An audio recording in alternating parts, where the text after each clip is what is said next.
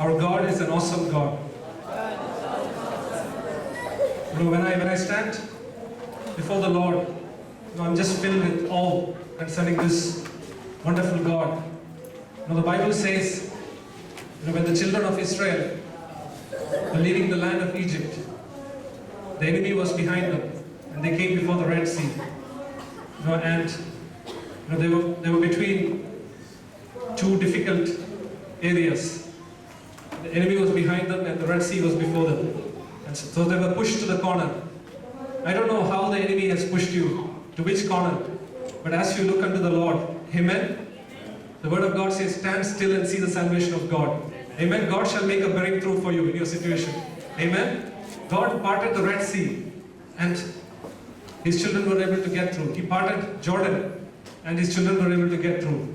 The psalmist says, God makes the mountains skip like rams, and the small hills like lambs. Amen. Do you know anybody else who can do that? This is a mighty God that we serve. So you need to take courage, take confidence. There's no situation too big for this King of Kings and Lord of Lords. You just need to appreciate Him. Just stand in awe. Be still and see the salvation of God. He will open closed doors. He will make ways where there are no ways. He will remove mountains for your sake. They will skip like rams. Amen. Hallelujah. In all things we are supposed to give glory to God, to give Him praise, for this is His will. So how do we make sure that our decisions, our choices that we make, give glory to God? Because in life is a series of choices that we make. It's a series of decisions. Because we are here today because of the choices that we made yesterday. Amen? You have come to this church because you have chosen to come here. God has given us free will. Amen? And this is a good choice, that you have chosen to come into the house of the Lord. For you shall receive an answer of peace. Amen? You shall receive direction. Amen? You shall receive instruction. God shall show you the way to go to profit. So when we are confronted with decisions, how do we make sure that our decisions glorify God? How do we make sure that they give praise to God?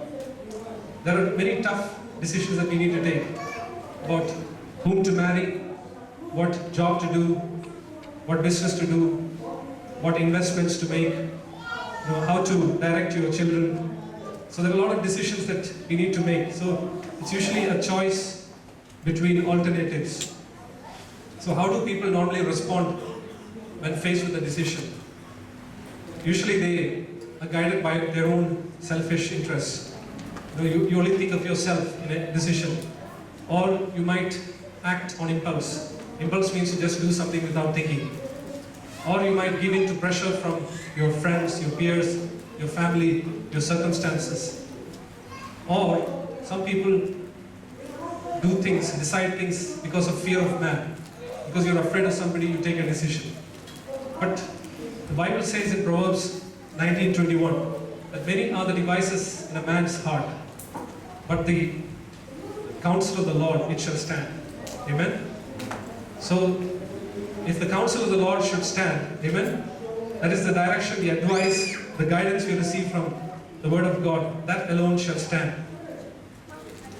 So we need to base our decisions, our choices, on something that is more durable, more enduring, which is the Word of God, because that alone shall stand. Because I need my decisions, my choices to be a blessing. Amen? It has to bless my life.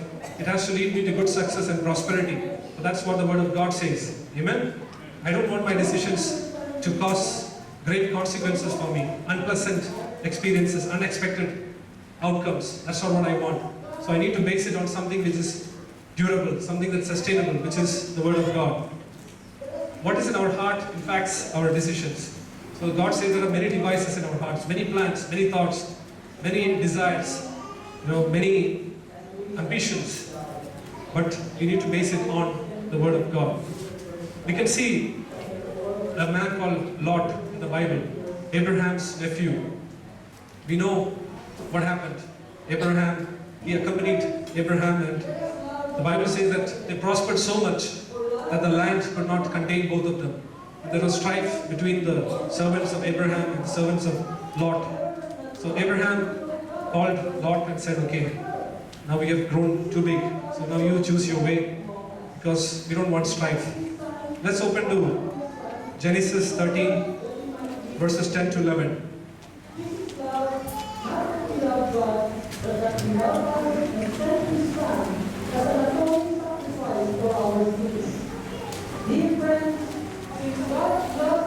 Genesis 13, verses 10 to 11. Are you there?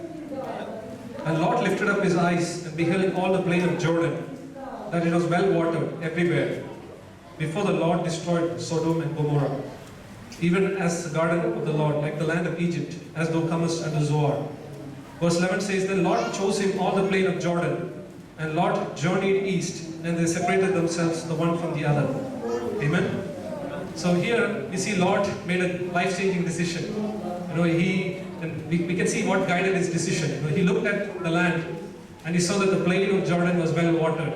So all he saw was something that satisfied his flesh. Amen. And he chose that direction. He did not think about anything else. But we see what happened to him later in life. We see that he lost his sons-in-law and daughters to the sin of Sodom. We see that his wife died. She turned into a pillar of salt. And we also see his two surviving daughters influenced by the sin of Sodom. They make him drunk and commit sin with him. So you see the great consequences of a decision he made. So it was not a good decision, as we can see. And Adam himself made an incorrect choice when he chose to eat that forbidden fruit.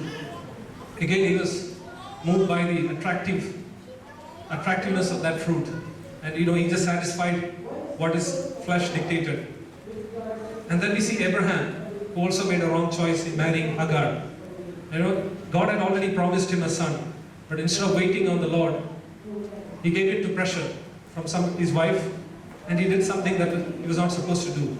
And that has caused a lot of problems which continue even till today. Amen? That is not God's plan.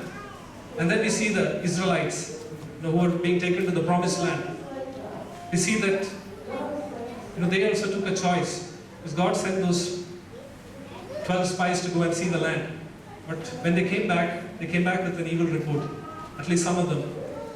And they chose not to go to that promised land, despite the fact that God had promised them that place. So it was again a decision they made, and we see the outcome of that. They perished in the wilderness. So our decisions have far-reaching consequences. Now, if you want to see right choices, you can see Daniel in the Bible, who had resolved not to eat the food of the king. It was his decision, a choice he made, because he didn't want to defile himself with the king's food. So he chose to separate himself. And we see that because of his thirst to please the Most High God, even at the point of refusing a king, amen, he did not allow the fear of man to hold him back from taking the right decision as per God's standard. And we know that God blessed him greatly for his decision, and he took him to a position of the highest authority in the land. Amen? So we see a good decision there. Now we see Moses. He also took certain decisions. We know that he was almost like the son of Pharaoh in his court, enjoying all the luxuries and pleasures. But he chose to leave all that behind and to suffer affliction with the children of God. So that was a decision he made. But to many of us, or to anybody else, it would have seemed like a foolish decision to make, leaving behind all the luxuries and pleasures, the status of a prince, to go and live with the afflicted lot of Israel. But we see that because of that, God used him mightily to deliver his people. And the Bible says in Exodus 33:11 that the Lord spoke to Moses face to face, and he spoke to him as if he was speaking to a friend. Nothing would have taken him to that standard, that status, if he had chosen the wrong thing. So he made the right decision. And then we have the example of Jesus himself, who came down and who chose to obey the will of the Father. He sacrificed his life, he gave his life, and he took it back again, that we might have salvation. And through his decision, his choice, the whole of humanity has been set free. Amen? So you see, all these decisions have far-reaching implications. We need to stop making decisions, choices, based on our inner, hunches, our thoughts, our imaginations, our desires, what we see with our eyes, what we think. These are not good indications for us to make decisions. The Bible says we are complete in Christ and we have everything in His Word and in His Spirit to make wise decisions that will be a blessing to us and to others. Amen? Because we see that all these men made decisions which proved to be a blessing not to just themselves but to others as well. So that's what God desires from us. He wants us to impact lives. Amen? So decisions, at the end of the day, as I said before, is a choice between alternatives. When somebody says, I've decided to do this course of study, basically he has just chosen one from a group of options. And that is a decision. Amen? So how do you go about making decisions? You need to ask yourself, firstly, which choice will glorify God the most? Amen? So if I make this decision, let's go to 1 Corinthians 10:31.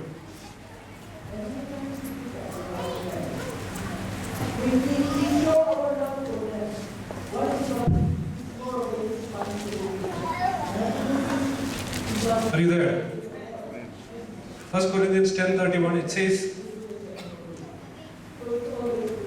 whether therefore ye eat or drink or whatsoever ye do all to the glory of God. Amen? So that's what God expects from us, in everything to give Him the glory. So how much more in our decisions? Amen? So when you're going to make a choice, you need to ask yourself, is this choice really going to give God the glory? Amen? If I make friends with this person, amen, is it going to bring glory to God's name? If I go to this place of sin, is that going to bring glory to God's name? Because there are people watching us. Because when we go around saying that we believe in Jesus Christ, we have accepted the Lord as our personal, Jesus Christ as our personal Lord and Savior, there are people watching us. So we need to make sure that the choices, the decisions we make bring glory to God. And we need to make sure that we are fulfilling the biblical principles. So, as you learn, as you study the Word of God, you know what God expects from you. So our choices should not violate what God has said that we should do. We also need to ask ourselves, which choice will be most beneficial to others? Amen. Let's see Hebrews 13:16.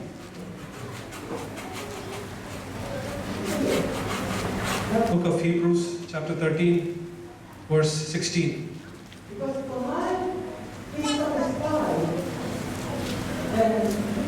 You're there?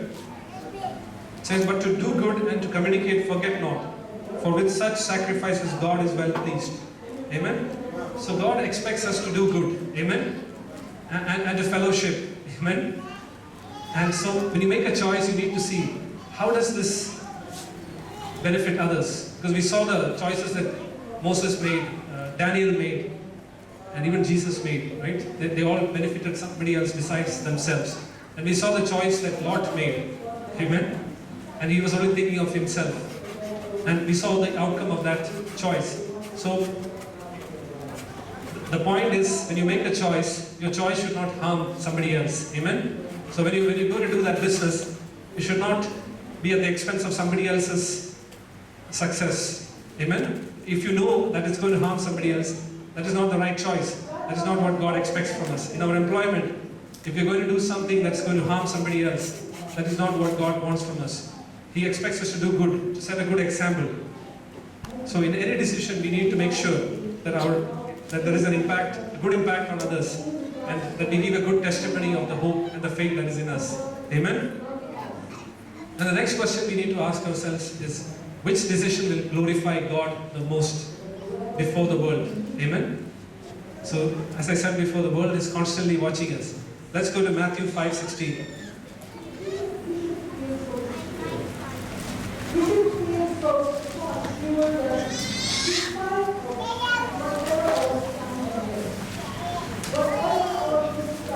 Are you there?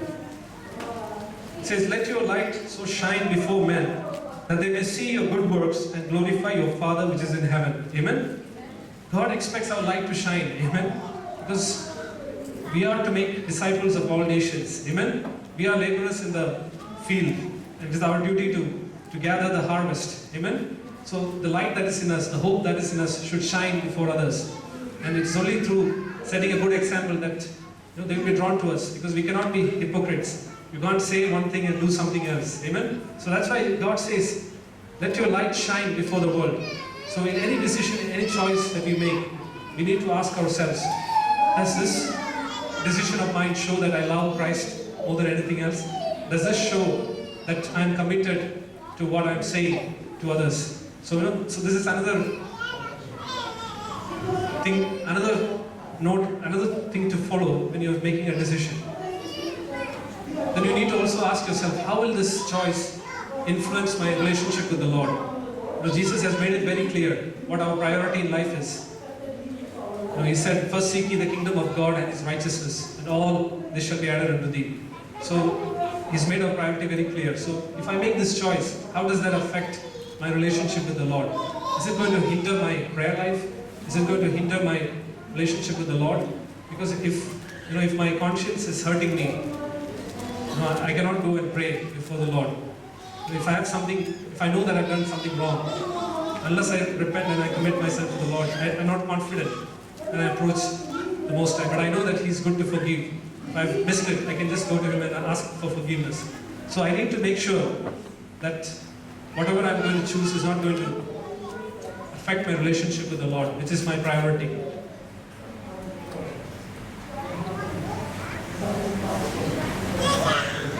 Next, we need to acknowledge that God has the answer.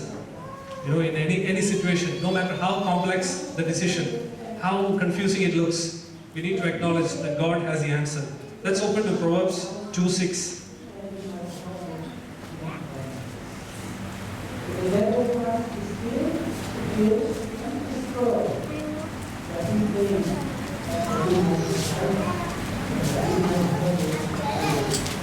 Proverbs chapter 2 verse 6. It says, for the Lord gives wisdom, out of His mouth comes knowledge and understanding. Let's go to verse 9. It says, then shall thou understand righteousness and judgment and equity and every good path. Amen. The word of God is wisdom. Amen. So the Lord gives you wisdom. And so He has the answer to even the most complex of decisions. It doesn't matter how difficult it is. God has the answer. And He says that as you submit to His word, He says that you shall understand righteousness. You shall have good judgment. You'll be able to balance things properly. It's all in the word of God. So when you commit yourself to God and His word and seek counsel from God, He will give you direction in any situation. We need to also pray and ask God for wisdom. We know that His wisdom is there in His word. But God says what? Ask and you shall receive. Seek and you shall find. Knock and it shall be opened unto you. You cannot just assume that, okay, God knows that I'm confronted with this decision, so He's going to just give me direction. That's not how it works. You need to ask. He's given us free will. We can choose. So that's why we tend to make the wrong choices. Otherwise, things would have been very easy. So He expects us to go to Him and ask. The Word of God says, what? Humble yourself under the mighty hands of the Lord, and shall exalt you in due time, casting your cares upon Him, for He cares for you. So when you go to God, you're humbling, saying, King of Kings, Lord of Lords, I don't have the answer. I'm not leaning on my own understanding. I need your direction. I need your instruction. This is something we need to do every day. You need to be like a child before God. Go and ask. Just seek direction. Don't think that you have the answer. You know what is best for you. God knows. He knows the beginning from the end. Amen. So we serve such a great God. So He will give us direction. Tell your neighbor, God will give you direction. Don't lean on your own understanding. Amen. Let's go to James, book of James, chapter 1, verse 5.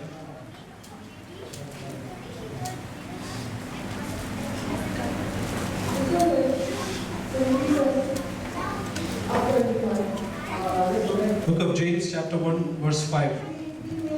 It says, if any of you lack wisdom, let him ask of God that gives to all men liberally and upbraideth not, it shall be given him. So the word of God says, if you lack wisdom, all you need to do is ask God. And He gives to everyone liberally. Right? He doesn't hold back. Okay, He doesn't say, okay, you're my favorite, so you have this much, I don't like you so much, so keep this. It doesn't work like that. He gives to all men liberally. Amen? God is not a respecter of persons. If you're going to ask anything of God, ask for wisdom. Ask for revelation knowledge of His word. And that's all you need. I'm telling you, that's all you need. And it will just take you to a new level in your walk with the Lord and even in your life. That's all you need. And so we know the example of Solomon who asked that of God. Amen? And we saw how God used him. Of course, later on, he also missed it, but that's a different thing. Let's also look at James 4, the book of James chapter 4, verses 13 to 17. So we are not to rely on our own wisdom when we are making decisions and choices. Let's go to James 4, verses 13 to 17. I read from 13. It says, "Go to now, ye that say today or tomorrow, will go into such a city and continue there a year, and buy and sell and get gain." 14. "Whereas ye know not what shall be on the morrow. For what is your life? It is even a vapor that appeareth for a little time and then vanisheth away. For that ye ought to say, If the Lord will, we shall live, and do this or that." 16. "But now ye rejoice in your boasting. All such rejoicing is evil." 17 says, "Therefore to him that knows to do good and doeth it not, to him it is sin." Amen? So the word of God is very clear here. We are not relying on our wisdom. When people make grand plans, they say, okay, I'm going to do this tomorrow, I'm going to do this tomorrow, but you don't know what tomorrow holds. Amen? But the King of Kings and Lord of Lords, He knows. Amen? And God says such boasting is sin. Amen? You know, if you just rely on your own wisdom and boast about tomorrow, that's not right. He expects us to rely on Him on a daily basis. On a daily basis. Because He has told us we have to seek our daily bread. Amen? So we need to go to Him on a daily basis. And that is how you operate in contentment, godliness with contentment. Amen? Because God has said, don't take thought for tomorrow. You let tomorrow worry about itself. Amen? It's because of our plans, our ambitions that we tend to get buried. Amen? Because right now you are here in this church. Amen? We're listening to the Word of God. You're praising and worshiping God. So your focus should only be in this. Amen? But if you're worrying about tomorrow, if you're worrying about what you're going to do after church, amen, you're not actually operating as per the standard of God's Word. And that's why people have so much tension and worries. Just leave. Take one day at a time. One step at a time. And trust the Lord. He knows where He's taking you. Amen? And operate in obedience. The Bible says what? When your obedience is fulfilled, God shall punish all disobedience surrounding you. Amen? So I don't know what disobedience the enemy has brought into your life, into any situation of your life. Today, as the Word of God goes forth, you are being set free. Amen? God shall change that disobedience into a blessing. Amen? He shall take you to that next level of glory that He has prepared for you. So stop relying on your wisdom. Amen? And submit your today, your tomorrow, everything into the hands of the Lord. For Jesus is the same yesterday, today, and forever. Amen? And we serve an awesome God. Amen? Hallelujah? And once you have asked God for wisdom, you need to believe that He will guide you. Amen? That is also very important. You've asked, okay, I've asked now what's going to happen. Right? So somebody else comes and, okay, I've asked God, but now you need to make this decision now. So, okay, what do? I didn't receive anything from the Lord, so let me just go ahead and make it anyway. Because I've asked Him already. No, that's not what you do. You need to believe that God will guide you. So you need to wait. Wait for God's guidance. There's a saying in the world that fools rush in where angels fear to tread. You can actually apply it to this kind of a situation, because even in the world outside, right? People always put an ultimatum on things. It's like, okay, this offer is expiring now. This will end in 2 minutes. If you don't take it, it's gone. You're going to lose a big discount, whatever. So, but you need to wait. In things of God, you need to wait. And you need to believe God is in control. Amen? Don't go by what others say. There are a lot of pressures that will come your way, but to make the right decision. If you look at the life of Daniel, he chose not to worship the idol. Amen? And it was a big decision. Look, because it had a lot of impact. And he did not even care for his own life. But he chose to please God. Amen? And God, though he was put into the den of the lions, we see that God shut the mouth of the lions. Amen? So for as long as Daniel was there, all the lions could do was just look at him and appreciate him. So God can do the impossible for you if you just choose to obey Him, choose to please Him, and not please man. Amen. Let's just check Proverbs 4:18.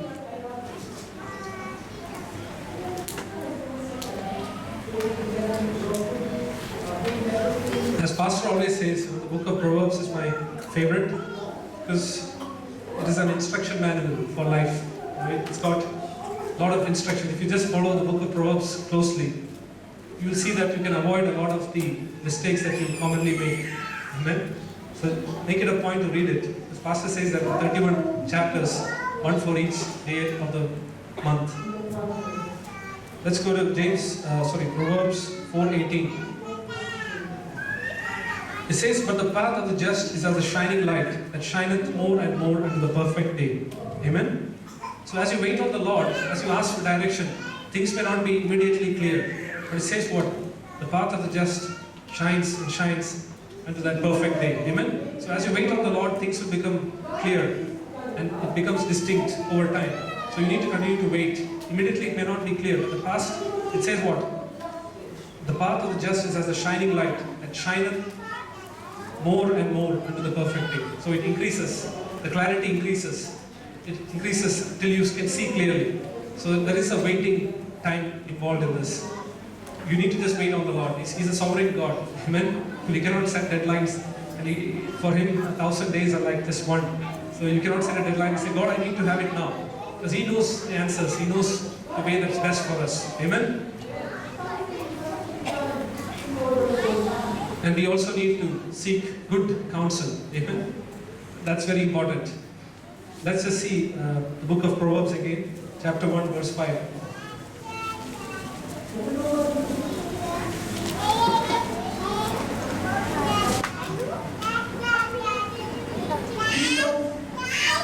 Proverbs 1:5, it says, "A wise man will hear and will increase learning, and a man of understanding shall attain unto wise counsels." Amen.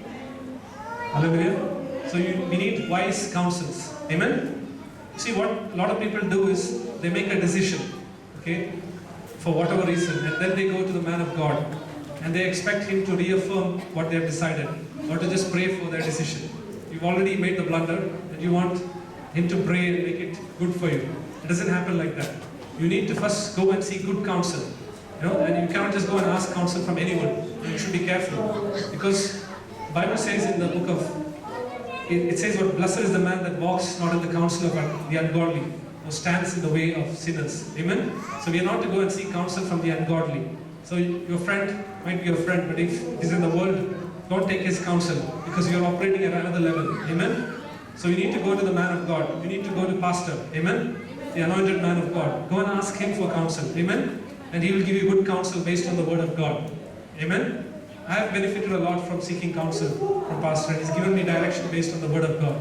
And he's there and he's always available. So just make it a point to go to him and seek counsel before any major decision that you make. Let's also see Proverbs 20:18.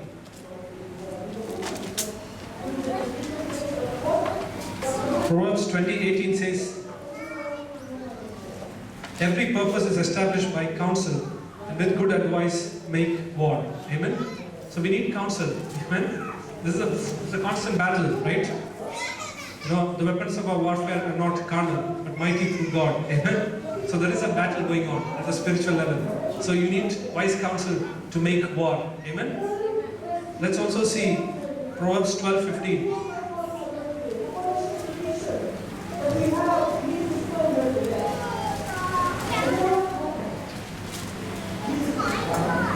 Proverbs 12:15. It says, "The way of a fool is right in his own eyes, but he that hearkens unto counsel is wise." Amen. So it is only a fool who thinks that his way is the best way. Amen. There are people who say, my way or the highway. Amen. It's only a fool who will say that. Amen.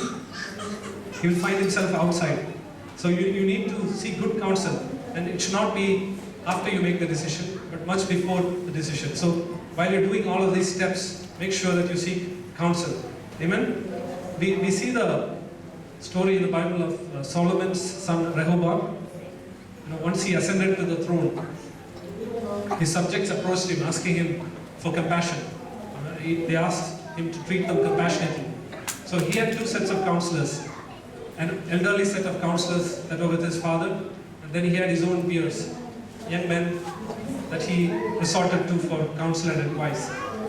And the older counselors told him to treat his subjects compassionately, but the younger lot told him to treat them harshly so that they would be afraid of him. And we see what happened to him. He chose the wrong counsel and he lost the majority of his kingdom. Amen? We shall not lose anything through wrong counsel. Amen? We shall not lose anything through wrong counsel. Amen? Seek counsel from the right person, from the man of God. Amen? And in this church, you have a pastor who is anointed. Amen? You have a pastor who has the gift of prophecy. Amen? So go to that man of God and seek good counsel.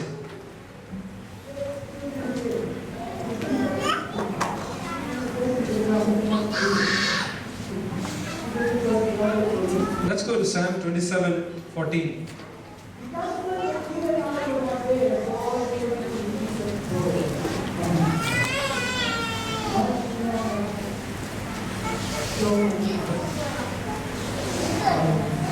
Psalm 27, verse 14. It says, "Wait on the Lord, be of good courage, and he shall strengthen thine heart. Wait, I say, on the Lord."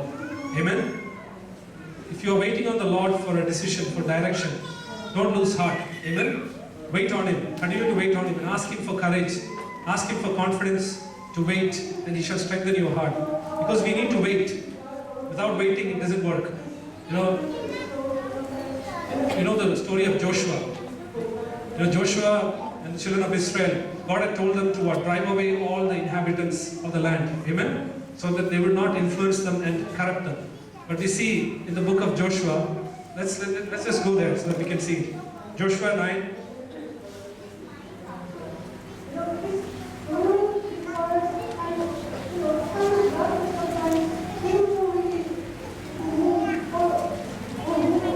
Joshua 9 verses 14 to 15.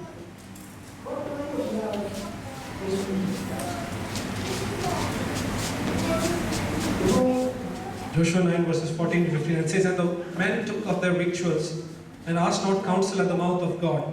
And Joshua made peace with them and made a league with them to let them leave. And the princes of the congregation swore unto them." Amen. So these were the people that God asked Joshua to drive out of the land. Amen. But they came and deceived him. What they did was they told him that they have come from a far country, and they tried. So he entered into a covenant of peace with these people, and so did the princes of Israel. But they didn't seek counsel from the Lord. They chose not to wait on the Lord. It was like a momentary decision. They acted on impulse. And you see later on, if you read further down in your own time, you'll see that these are actually their neighbors. Amen. They had not come from a far country. So by not seeking the counsel of God, they disobeyed God. They made a mistake. But since they made a covenant, they couldn't do anything with them. So they just had to let them leave the land. Though they made them bondmen later on. The point is, God had asked them to drive them out of the land. So all these influences would have corrupted them later, as God had warned them. So we need to wait. And there are few principles in the Bible that we can follow when it comes to making decisions. You need to first of all see, is your peace concerning something increasing? You're about to make a decision, you've made a choice, you're just deciding now, but is your peace concerning that increasing in you? And is your confusion decreasing? Amen? Because if you're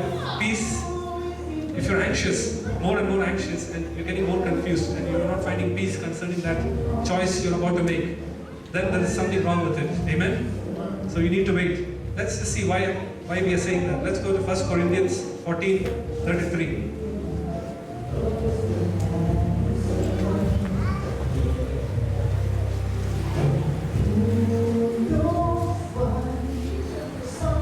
Corinthians 14:33 says, "For God is not the author of confusion, but of peace, as in all churches of the saints." Amen.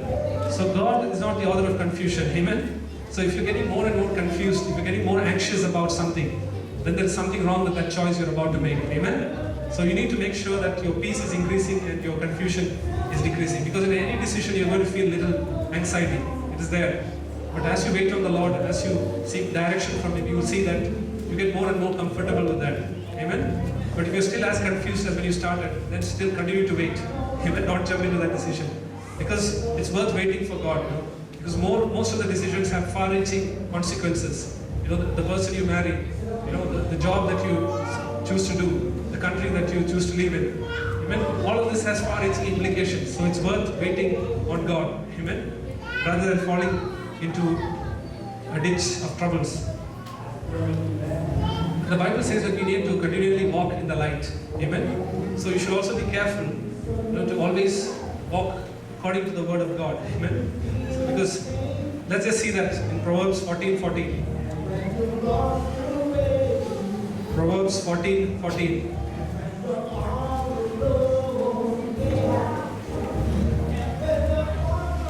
Proverbs 14:14, it says, "The backslider in heart shall be filled with his own ways, and a good man shall be satisfied from himself."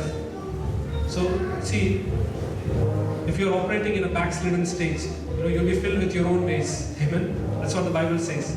So, you need to make it a point that you're continually walking in the light, in the direction that you're receiving from God's word. And you should not make any decisions that will cause us to disobey the word of God. Amen? Because the Bible says in 2 Corinthians 6:14 that we are not to be unequally yoked with unbelievers. Amen? Now this is the word of God. It's an instruction for us. It's a directive from the Lord. But we see some people going and marrying unbelievers. Amen? You go and enter into a partnership with an unbeliever. Amen? So this is the word of God. In your decision, make it a point never to disobey the word of God. Don't go and align yourself with an unbeliever. And you cannot expect, God to work there. Because that person is going to influence you. If he's your partner in your business, for instance, he may not have ethics. He may have unethical ways. But you as a child of God, you have a standard to follow. So, you'll be constantly pulled back and forth. And you will not be able to have any peace. Amen? And eventually, you might have pressures that will cause you to give in to His ways. That's why God has said, don't be unequally yoked with unbelievers. And even in a marriage, if you associate with somebody who's not in the faith, it's going to be very difficult. It's going to be a constant battle. So you're not to unequally, you need to follow the word of God in this decision. So you should see, am I disobeying the word of God in any way? Amen? When I'm making this decision. And do not fear man. Amen? In any decision. Don't let people scare you into a decision. Let's just see Proverbs 6 verses 1 to 5. Just want to give you an example. Proverbs 6, 1 to 5. It says, I'll go a little fast here because we don't have much time.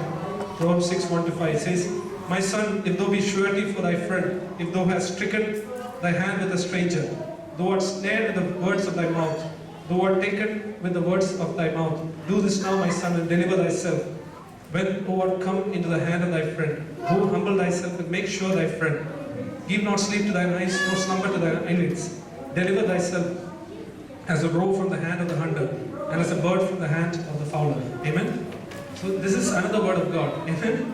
God is telling you not to stand surety for a friend. Amen? Don't be a guarantee for somebody else's loan. Amen?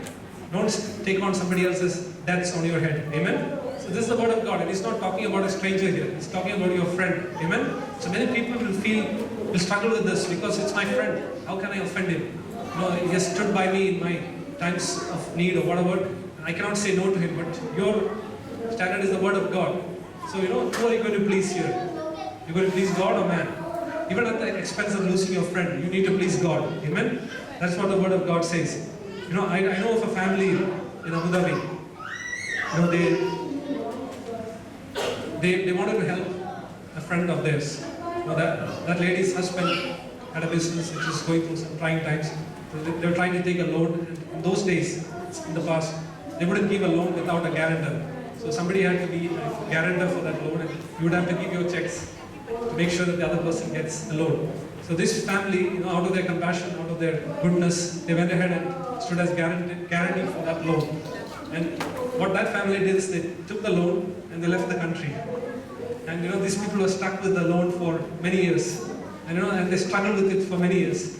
So they did it out of friendship. But what does the word of God say? Don't stand surety for a friend. It doesn't matter who are you going to please at the end of the day. Please God. So in any decision, any choice you make, go to the word of God. Use that as your standard. Amen? Are we getting wisdom? Hallelujah. Next thing we need to do in any decision is to honor the authorities. Amen? So you go to the man of God, you go to pastor, you seek counsel from him. Okay, and he tells you, okay, this is the word of God, this is what the word of God says. You need to do it this way. Okay, and God has set him as an authority over us. Amen? And you need to honor that authority. Let's see what happens if you don't. Let's go to 1 Samuel 15:15.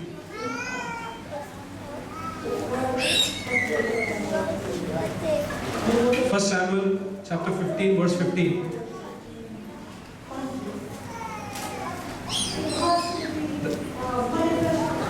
And Saul said, they have brought them from the Amalekites, for the people spared the best of the sheep and of the oxen to sacrifice unto the Lord thy God, and the rest we have utterly destroyed. Amen? So God told Saul to go and destroy the Amalekites, even to the last donkey, destroy everything. That's what he said. And the word came through the prophet Samuel. And what did Saul do? He saved the best of the animals, saying that, okay, I'm going to give this to God. So don't try to help God. Amen? Hallelujah.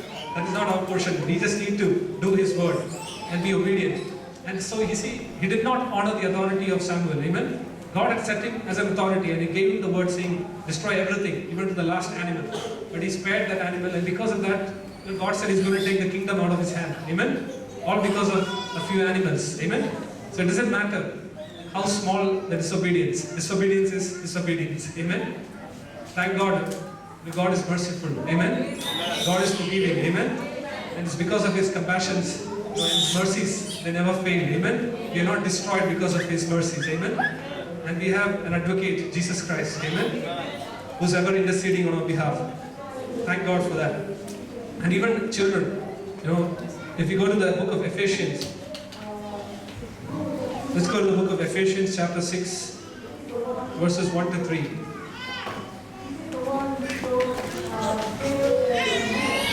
Ephesians 6, 1 to 3. It says what? Children, obey your parents in the Lord, for this is right. Honor thy father and mother. This is the first commandment with promise. And 3 says what? That it may be well with thee, and thou mayest live long on the earth. Amen? So, you see, even children need to honor authorities. Amen? God has set the parents as authority over the children. Amen? And many children, many youngsters have made the mistake of choosing the wrong career, wrong profession, choosing the wrong friends, because they don't honor the authority that God has set over them. Amen? So even children are supposed to, youngsters are supposed to do that. Because otherwise they'll learn the hard way that, what they've done is wrong. Amen? So everybody has an authority, and we need to respect that authority God has set. The Bible says that all authority is from God. Amen? So if there is an authority and it's a godly person, we need to follow that. Amen? We need to follow that instruction they are giving us through the word of God. Amen? And in any decision, we need to look to the future. If you look at the life of Moses, he rejected the life of pleasure and sin that Pharaoh's court offered him, and he chose affliction with the people of God. And we see that. Let's just open to Hebrews 11, 24 to 27.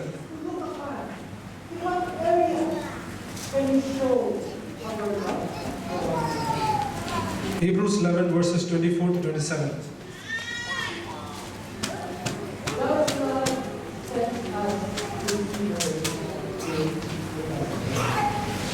I read from 24. It says, by faith Moses, when he was come to years, refused to be called the son of Pharaoh's daughter, choosing rather to suffer affliction with the people of God than to enjoy the pleasures of sin for a season, esteeming the reproach of Christ greater riches than the treasures in Egypt, for he had respect unto the recompense of reward.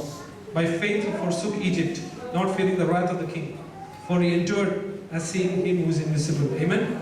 So the Bible says he esteemed the reproach of Christ greater riches than the treasures in Egypt. Amen. So in any decision you're going to make, look to the future. Amen. How does this affect my opportunity, my chance of making heaven? Amen. So that is our ultimate destination. It doesn't matter what you're seeing around you. Amen. So don't let your decision, your choice, make heaven a distant dream. Amen. Make sure that it stays within your grasp. Amen. We have to work out our salvation with fear and trembling. Don't let anything take your eyes away from that objective, that destination that God has made available to us through His Son Jesus Christ. Amen. We need to keep eternity in mind at all times, because one day we have to go and stand before Christ's judgment seat. Amen. And that is what we should be worried about storing treasures for ourselves in heaven. Amen. Hallelujah. People in the world, they make decisions based on things that they see. Amen. They're more moved by prestige, power, money. These are the things that move them. But for us, we walk by faith, not by sight. Amen. So in any decision, you should be very clear on this one point. Don't let it affect your chances of eternity. And finally, when you have put your choices through this whole series of steps, amen, you need to make a decision by faith. Amen. Hallelujah. So don't be indecisive. You need to say no or you need to say yes. Amen. And say it with conviction. Amen. Believing God. Because we walk by faith and not by sight. Amen. Because there are many people who are unable to take a decision, so they don't do anything. So as you've done what the Word of God says, if you need to tell no to a friend, you need to do that. Amen. If you need to say no to somebody to make sure that you follow the Word of God, do it. If you need to say yes, say it. Do it with conviction, with faith, and remain in prayers. Amen. And continue to hold on to the Word of God. And God says, cast not away therefore your confidence, which is great recompense of reward. For you have need of patience, that after you have done the will of God, you may obtain the promise. Amen. So may God bless us all. Let's rise to our feet and thank the Lord.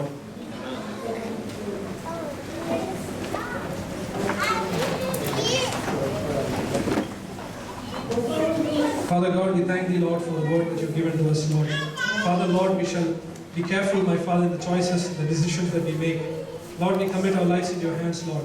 Father, we shall not be like a foolish person, my Father, who listens to his own heart, but we shall seek counsel, my Father. We shall seek direction from You. Lord, our decisions shall bring great blessings into our lives, Father, and shall bless the kingdom of God. Father, we thank You, Lord. Praise You. In Jesus' name we have prayed. Amen. Amen. If you believe it, say aloud. Amen.